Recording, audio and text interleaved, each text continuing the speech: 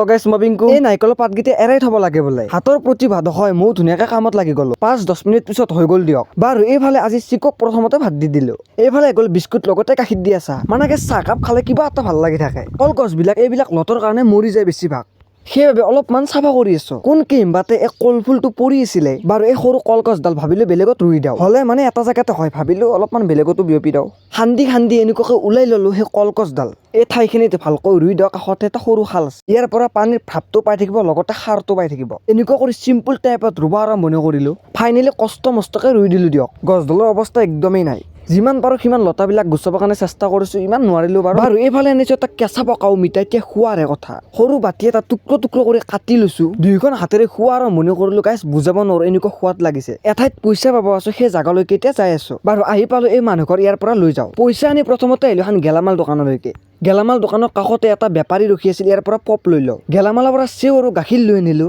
মৰম লগা কিউট এটা পপ আনিলো ধুনীয়া আছে একো দৰে গোল হৈ আছিল হাতৰ প্ৰতিভা হয় হাতেৰে কামেৰি খাই চালো এনেকুৱা সোৱাদ লাগিল আজি চাইছিলে বাই জয় এখন